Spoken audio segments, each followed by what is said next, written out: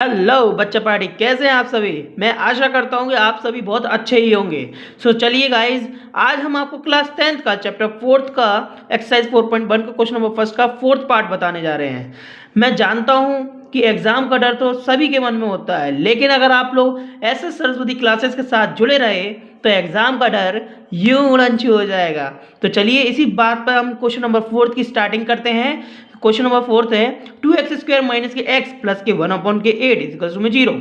अब हमें क्या करना है, क्वेश्चन ने बोला था, इससे पिछले क्वेश्चन में हमने जब समझाया था, हमने बताया था कि find the roots of the following quadratic equations by factorisations. यानी कि हमें क्वाड्रेटिक इक्वेशन है ये, हमें इसे फैक्टर के माध्यम से सॉल्व करना है और रूट को फाइंड आउट करना है। बच्चों, मैंने आपको इंट्रोडक्शन की वीडियो में समझाया भी था कि हम x की जो हम दो वैल्यू निकालते हैं, इसको फैक्टर के माध्यम से सॉल्व करने पर नीचे x की दो वैल्यू निकलती है, वो हमारी रूट ही होती है। और क्यों होती है सब आप इंट्रोडक्शन में आप समझ सकते हैं। आप ऐसे सरस्वती क्लासेस के प्लेलिस्ट सेक्शन पर जाके वहाँ पे ये वीडियो देख सकते हैं इंट्रोडक्शन की। चलिए इसका सॉल्यूशन करते हैं। सो नाउ उसको हम पहले नंबर गिवन कर लेते हैं, 2x² माइनस के x प्लस के 1/8 इक्वल में 0। ठीक है। अब देखो बेटा, इस टाइप के क्वेश्चन को सॉल्व करने के लिए हमें क्या करना रहता है, पहले एलसीएम वाला आ गया तो एलसीएम पहले हटाओ। तो एलसीएम हटाने के लिए क्या कर सकते हैं, एलसीएम हटाने के लिए हम एलसीएम मतलब 8 जो दिख रहा है आपको, ये एलसीएम में दिख रहा है, इसको हटाने के लिए हम इसको पहले एलसीएम ले लेंगे और उसको 0 में भेज देंगे। तो इसी बात पे चलिए स्टार्ट करते हैं। देखिए इसका एलसीएम लिया 8 आएगा, यहाँ कुछ नहीं है 1, यहाँ कुछ नहीं है 1, यहाँ पे 1 ही रहने दो, चलो वो तो 0 ही होना है। अब यहाँ देखिए 1 का डिवाइड 8 से करा 8 आएगा, 8 का मल्टीप्लाई ऊपर कर दिया तो 8 2 16 x² इक्वल माइनस के 1 का डिवाइड 8 से करा 8 आएगा, 8 का मल्टीप्लाई ऊपर करा तो 8x प्लस के 8 का डिवाइड 8 से करा तो 1 आएगा, 1 का मल्टीप्लाई ऊपर करा तो 1 आएगा इक्वल में 0।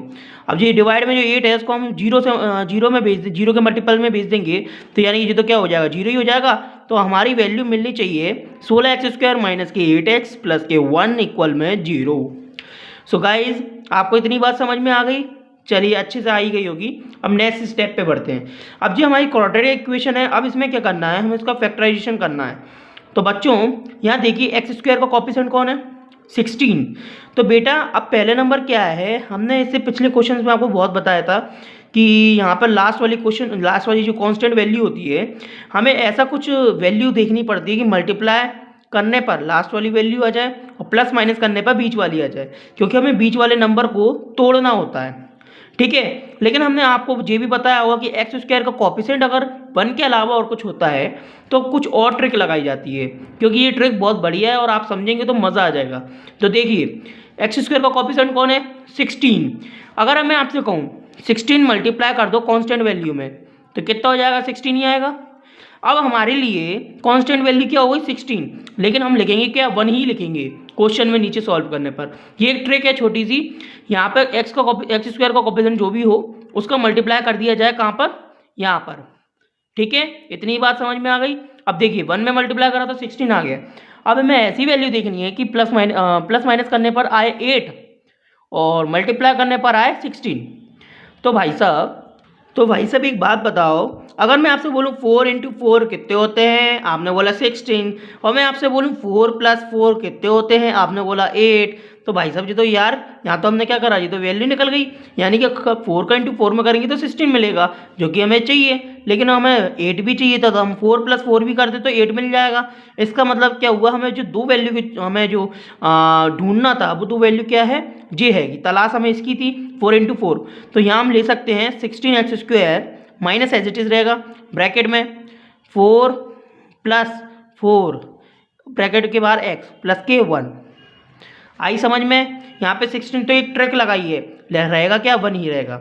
ठीक है, अभी टुकड़ों में टूट गया। अब देखिए इसका सॉल्यूशन, x का मल्टीप्लाई अंदर कर दो, माइनस का अंदर कर दो। बेटा अगर मैं माइनस का पहले अंदर करूंगा तो ये साइन माइनस का हो जाएगा और ये भी रह जाएगा माइनस का, और x का इंटू करूंगा तो दोनों में x आ जाएगा।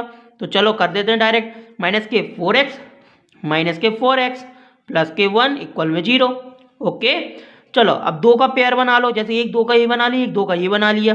यहाँ देखो कॉमन लेने के लिए कोई चीज़ है क्या, हम देख पा रहे हैं यहाँ पर 4 से डिवाइड पड़ जाएगा, यहाँ पे भी पड़ जाएगा। यहाँ x² है, यानी एक x यहाँ से मिल जाएगा और एक x बचा यहाँ पर, यहाँ से मिल जाएगा। तो यहाँ पर हम 4x को कॉमन ले लेते हैं। हम जिस भी चीज़ को कॉमन लेते हैं उसका डिवाइड करते हैं, ठीक है। 4x को कॉमन लिया तो यहाँ पे बचेगा क्या, 4x माइनस के 1, ठीक है। अब देखो जे ब्रैकेट में जो वैल्यू आई है ना, हमें यहाँ पर ऐसी चीज़ कॉमन लेनी है कि जे ब्रैकेट खुल जाए, जे ब्रैकेट एक बन जाए। तो हम यहाँ से माइनस के 1 कॉमन ले लेते हैं, क्योंकि देखो यहाँ 4x और 1 तो मिल रहा है, लेकिन बीच में प्लस का साइन है और यहाँ चाहिए माइनस का। तो यहाँ हमने माइनस के 1 कॉमन लिए तो यहाँ 4x माइनस के 1 हो गए। आपको तो पता ही है, हम माइनस कॉमन लेते हैं किसी ब्रैकेट से तो अंदर के साइन चेंज हो जाते हैं, ठीक है। अब इक्वल में 0। तो दोस्तों 4x माइनस के 1 को हमने एक तरफ कर दिया और ये वाले 4x माइनस के 1 एक तरफ कर दिए, इक्वल में 0। आई बात समझ में। अब जैसे दोनों सेम ब्रैकेट है और सेम ब्रैकेट होने के रीज़न से बेटा क्या होगा, सेम ब्रैकेट होने से ये हो गया कि अब ये दोनों क्या है, इन दोनों का स्क्वायर बन सकता है। तो देखिए 4x माइनस के 1 का होल स्क्वायर हो सकता है ना, इक्वल में 0। अब बेटा हमें यहाँ से स्क्वायर हटाना है। अब एक यहाँ पे ध्यान से सुनिएगा, 0 की कहने का मतलब ये होता है 0 की कोई वैल्यू नहीं होती, बट हाँ वैल्यू होती ज़रूर है, लेकिन जो पहचान सके। कैसे, अब देखो अगर मैं आपसे बोल दूँ 0 का स्क्वायर आप कर दीजिए तो वो तो 0 ही के फिर भी होगा, तो 0 ही होगा ना। हमने 0 का स्क्वायर कर दिया तो 0 क्या होगा, यहाँ पे पावर से पावर कैंसिल हो जाएगी और पावर से पावर कैंसिल हो जाएगी तो यहाँ पे क्या बचेगा, 4x माइनस के 1 इक्वल में 0 होगा कि नहीं होगा। तो आप डायरेक्ट यहाँ पे लिख सकते हैं 4x माइनस के 1 इक्वल में 0 और यहाँ से x की वैल्यू फाइंड आउट कर लेंगे तो 1/4। तो आप देख पा रहे हैं हमारा यहाँ पे 1/4 आंसर आया है, यही हमारा राइट आंसर है। क्लियर है। तो ये टॉपिक आपको अच्छे से क्लियर तो हो गया ना, चलो बहुत अच्छी बात है, आपको अच्छे से क्लियर हो जाए। और जिसको नहीं हुआ तो कमेंट्स में अभी करिएगा कि सर हमें समझ में नहीं आया। हम आपको जे भी कहते हैं, आप इस वीडियो को एक बार रिवाइंड जरूर कर लीजिएगा, आपको अच्छे से समझ में आ जाएगा। चलिए वीडियो पसंद आया तो लाइक शेयर सब्सक्राइब जरूर कीजिएगा इस तरह की अमेजिंग वीडियो डेली पाने के लिए। Thank you so much watching the video.